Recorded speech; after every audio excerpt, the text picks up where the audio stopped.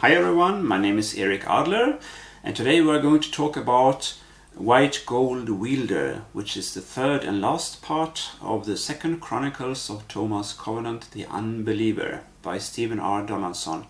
This book was published in 1983, and after this book was published, Donaldson took a break from Thomas Covenant, working on other projects, and the next part in this 10-book series came out in 2004, 21 years later, starting a tetralogy, 4 books, starting with the first volume, The Runes of the Earth, which I hope to discuss later this year. But now we'll delve into the end of the second Chronicles. And as I told you in my last video, I enjoyed the second part in this second Chronicles a bit better, more than the first one. The first one was called The Wounded Land, and the second was called The One Tree. I discussed these in earlier videos, and Donaldson was heavily dependent on J.R.R. Tolkien when writing this series, and you can see it again and again in a lot of themes of his. And there's a scene at the end of this book, White Gold Wielder, which of course I will not give away, which mirrors the end of The Lord of the Rings, and it's like The Lord of the Rings put on its head, you can say. And I think Donaldson had this in mind actually also when he wrote that scene, to mirror The Lord of the Rings, but to do something completely different. I will come back to Stephen R. Donaldson later this year, as I said, talking about the next book in the series, The Runes of the Earth. But now to White Gold Wielder. Covenant, Linden Avery, the remaining Haruchai, and the merry giants, return to the land. Their first aim is to defeat the demon, who possesses Gibbon, the leader of the Istari lords, in Minas Tirith, Revelstone. After being attacked by very un-Tolkienesque ice monsters consisting of frozen water, shapeless and brainless, they arrive to Revelstone and kill off Gibbon. In the process, the demon disappears without a trace, like the one in Volume 2 who tried to attack Covenant by means of a bunch of rats on the ship.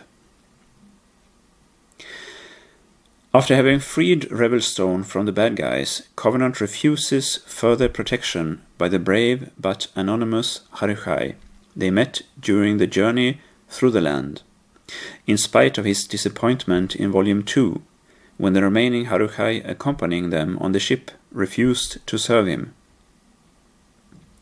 The Haruchai's second refusal to follow Covenant echoes that of Banor in the third part of the first Chronicles.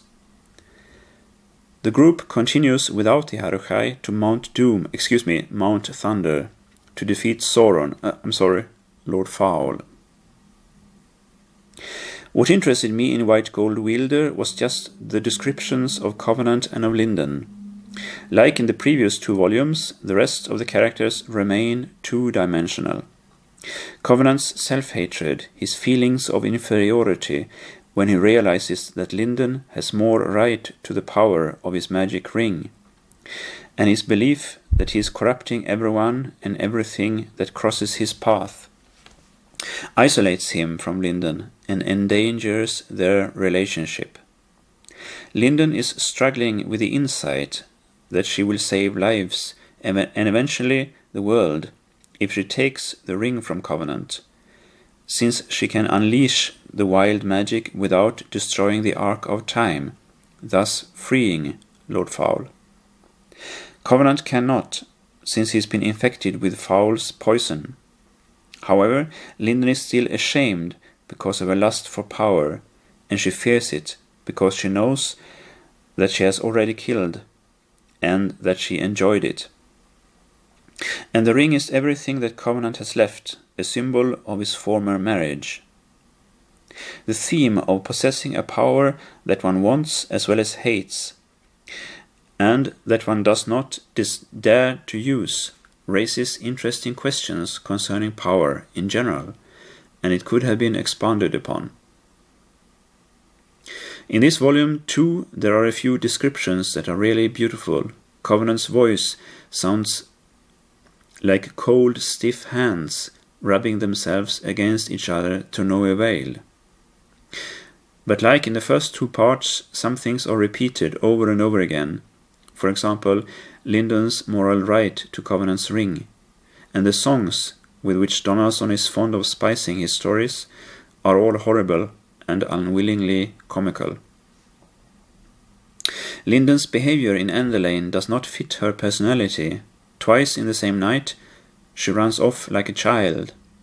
Covenant recognizes how dirty he is on page 202, almost half through the story. Lyndon, not at all. The authoritarian storytelling perspective irritates the reader.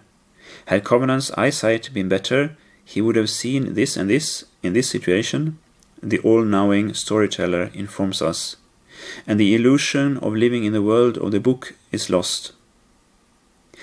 Like in the earlier volumes in the series, the dialogues are too long, and they don't drive the story forward. The characters speak like people in books do, not like people in real life, and the expressions they use are sometimes archaic, sometimes modern. Gibbon, the main villain after Lord Fowl, is ridiculous, and Fowl himself just screams out his hatred or laughs diabolically. And like in earlier volumes, there is no intensity in the story due to the lack of tension between the characters. A pretty female giant, in the first volume we are told that she is pretty, lifts Covenant and carries him, but there are no feelings on either part, neither of attraction, nor of shame, nor of pity, nor of contempt, nor anything else. What could have been an emotionally highly complex and intense scene turns into a flat episode which brings nothing to the story. It's a pity that in a book consisting of almost 500 pages, the only thing of interest are the main characters' mental problems.